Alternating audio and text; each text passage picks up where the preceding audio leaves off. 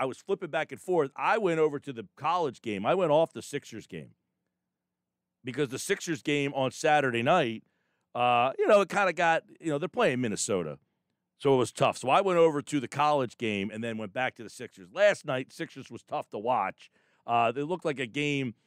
Paul Hudrick joins me now to kind of bring it on down. And it looked like a game, and I was a little surprised that Doc brought up the gruelingness of this schedule. But you and I brought it up when that second-half schedule was put out. They had that 6-game road trip. They came home. They got 4 games on the road coming up here, too. So they're going right back on the road. And it seemed like Doc kind of felt that his team hit that wall a little bit last night, and it looked like it. Right. I mean, he even said, at shoot-around, it didn't feel right. He said that it just didn't have the look, that they just didn't have it. And he said he went to Dave Yeager and even told him that. And it's tough, Mike, when you look at the road trip they just had, that the 6 games, that takes a toll on you. And then you come home, you get Joel Embiid back for a night, and then you don't have him the next night, and it's a back-to-back. Like, if I'm being honest, Mike, when we first saw this second-half schedule come out and you and I looked over it, I saw these back-to-backs, and I was like, that's not easy. Even with Joel Embiid, if he was playing, that's not easy to go 6 games, then come home and play a back-to-back against anybody, regardless of opponent. So, yeah, I mean, I guess it was a little bit, perhaps a little refreshing almost for Doc Rivers to kind of come out and say, yeah, like, we didn't have it. We were tired. The schedule kind of killed us. You joke that they said, they complained to the league that they shouldn't have to play this, but it's the reality of what every other team's going to have to face. It's a weird year. The schedule is truncated. We all know what they're up against, and then they have to play a postponed game against OKC coming up. So I mean, it's a difficult season, more so than any in the past. So I don't, you don't want to use it as an excuse, but I think it's the reality of the situation, and it's something that has to be accounted for. Yeah, the 2 games at home, they play back-to-back, so thanks a lot. You get a 6-game road trip, then a back-to-back at home, and then you send us right back on the road. And it's not like this is an easy Mid-Atlantic, Northeast trip. Boston to New Orleans to Oklahoma City, back out to Dallas. So this 4-gamer, this is not going to be an easy one. This could be an interesting stretch to see what those standings look like and coming out of it.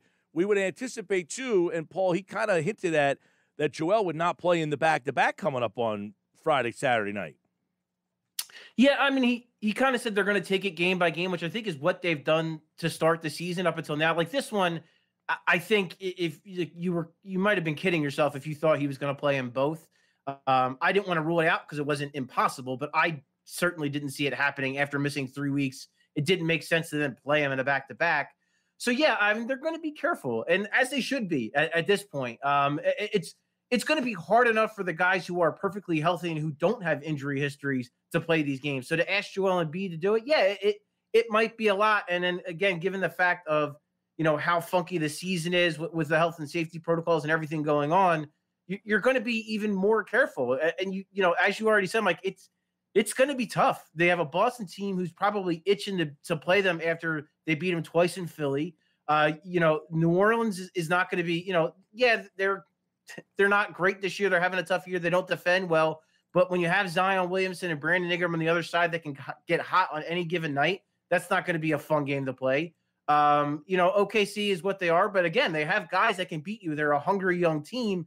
And in Dallas, another team that probably feels like they owe you one after the Sixers beat up on them in Philly and Luka had a rough night. So you have some teams that are probably itching to get back at you. And you have, 4 games in a very small space of time. So it's going to be a challenge, and you're going to have to navigate, Joel Embiid occasionally missing the occasional back-to-back, and other guys too. I mean, not everybody is 100% healthy on this team, and it's going to be tough to find spots to get other guys rest as well. Yeah, and Paul, looming after a 4-game road trip is Brooklyn and the Clippers at home. I mean, that Brooklyn showdown, everybody's going to be looking forward to. The thing will be, people don't want to see you kind of stub your toe en route to getting to that, situation with Brooklyn. So you got Brooklyn on that Wednesday next week coming up on the 14th. So this is an interesting stretch. We talked about Ben Simmons on Friday. Last night, Doc Rivers said something that we kind of hinted at, that like he doesn't care if he shoots, but he also said, I don't really care if he scores all that much. And I kind of said, I'm surprised that Sixer fans haven't got on Doc more. But how about the fact that he says, we don't care if he really scores all that much? Is that him kind of trying to downplay that he hasn't been playing very well offensively? I think the one thing we've noticed with Doc and Ben is that Doc he's going to defend Ben in public. I think that's just going to be the way he is. He's going to defend him in public and then criticize him in private. I think that's kind of the way he operates. I think that's the way Ben Simmons kind of likes it to operate. And I think that's the way Doc Rivers likes it. So I think that's a good relationship there. I think that's what they kind of do. I don't quote me on this, but I feel like there's almost a little bit of a good cop thing with Doc and Sam Cassell with Ben Simmons, where Sam Cassell will kind of get into Ben for certain things. So I think that's a part of it too. I think, Mike, you've kind of been on it.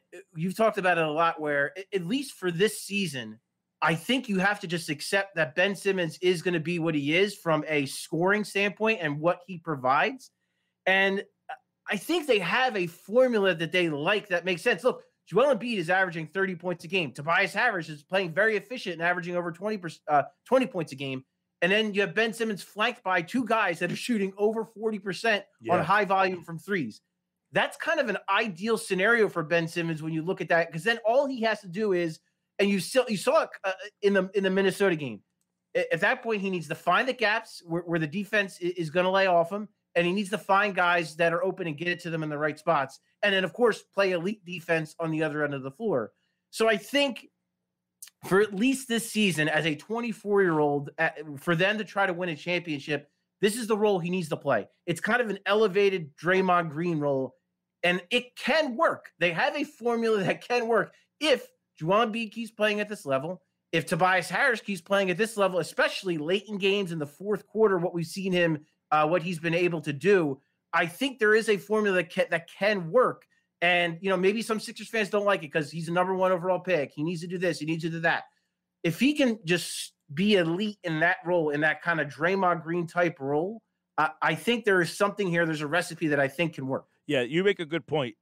The roster configuration that the Sixers put out there, essentially their message is, we built this roster so that we didn't have to rely on Ben to score, because we finally have come to terms with he's not a scorer. He can score, but we've come to terms as an organization that he's not going to score 20 or 25 points a night. So instead of fighting that, we put a roster around him that he doesn't need to be that guy.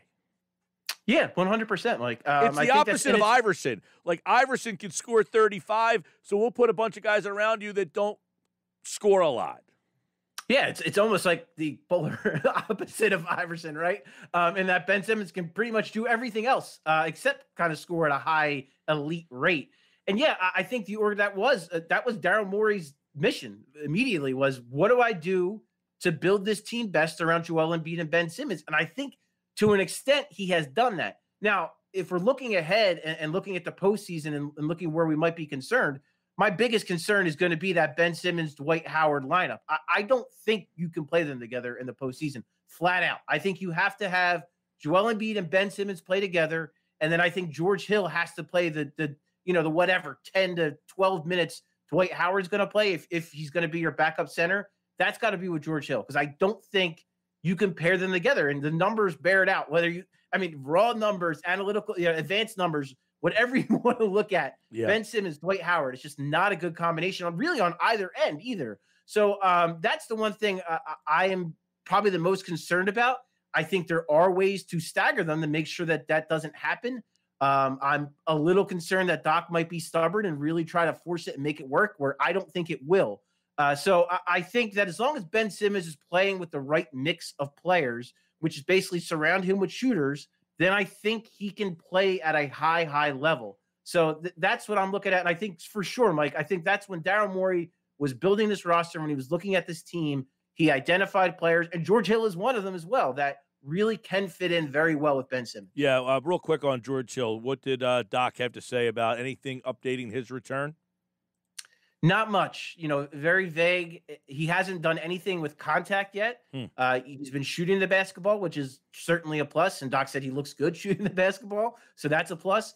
But yeah, I don't think they're going to get a good idea of where he is until he can play kind of, one-on-one and play with some contact, because we're not even there yet, Mike. So I think that tells you that we're not that close to him coming back.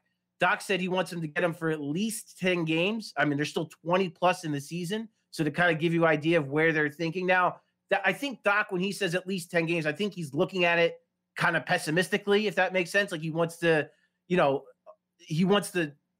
bank on that, but hope that there's more. So I think it's going to be some time. I wouldn't expect George Hill to come into the lineup anytime in the very near future, but I also would say it's not something where he's not going to not play at all. I think he's going to get enough games. That would be monumentally awful. Sure, and I don't think we're there. I don't think we're anywhere close to that. I think a notch below Andrew Bynum. Right. No, like I don't think it's like anything like that. I think he does play. He does play a good amount of games. When Doc says 10 games, I think he's going more on the pessimistic side just to kind of give himself that cushion. Yeah. So I would think it's going to be 10 or more games, which for a guy like George Hill, the veteran he is, I think he'll be fine. How did Embiid kind of feel and respond to playing Saturday night? Were you there Saturday? Who was there Saturday night? I was not. So okay. I had not Kevin McCormick is kind enough. I have to thank him because I had some. Right. You guys flip-flopped. Some COVID situations I had to take care of. Luckily, negative for me. So yay. But so I stayed away from the arena as a good person. Decided to better to stay away from the arena. So anyway, but talking to Doc Rivers and talking to Joel after Saturday's game, it seems like Joel Embiid feels good. The knee feels pretty good, which is great. He said he was concerned he was going to miss the rest of the season. Didn't he say that Saturday night? 100%. He said that when the injury occurred, he was on the ground crying, saying, "Why me?" Because he thought he was done. And because everything was, and like when we first talked, Mike, initially when it happened, it was this feeling of, man, everything is, all the things that this guy has done and all the things that he's done right this year, all the improvements he's made to take, and taking care of himself, taking care of his body. And for this to happen, it just, it did. It felt awful. I felt bad for the guy. So I think he's relieved in that regard. He complained about the brace, said it was a little itchy and kind of bothered him. He's got to get used to it. But hey, if that's all we got to worry about, that's pretty darn good. And, obviously conditioning. I mean, the guy hasn't played in 3 weeks. Of course, game shape is different from being in cardiovascular shape. It's a different animal entirely. So he's going to have to work himself up.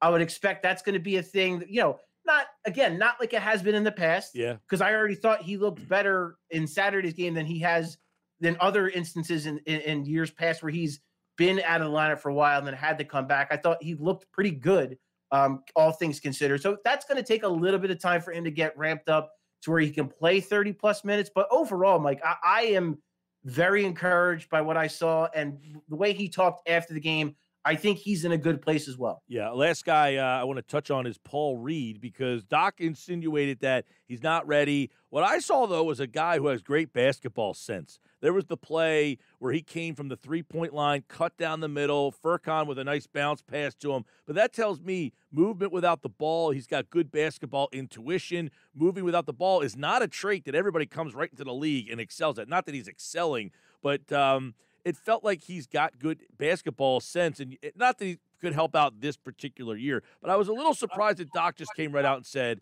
he's not ready. He's not even under consideration. Right. I mean, it was point blank. Doc said he doesn't think he's ready. He likes Paul, said he's not ready. And I get it. I think the bigger concern, Mike, is on the defensive end when you talk about the way that – because you see how they've improved defensively in their rotations and their help defense. And I think that's the bigger concern is to rely on a 21-year-old rookie to play such an important role like that, especially at the center position. It's asking a lot. Not to say to me like that it's impossible that he can't do it, but I get where Doc is coming from. For me, at the same time, I would say, listen, if Joel Embiid isn't in the lineup, what does it hurt to kind of give him a look? Like, that's the time. Like, I get it if everybody's healthy. If Joel Embiid is healthy, if Dwight Howard's healthy, yeah, I don't think there's a reason to go to Paul Reed in that condition. But with Joel Embiid down, I don't see the harm, especially with, quite frankly, Mike Scott not playing well. I don't see the harm in doing that. But I think for the future, Mike, yeah, his long-term prospects, I think, are tremendous.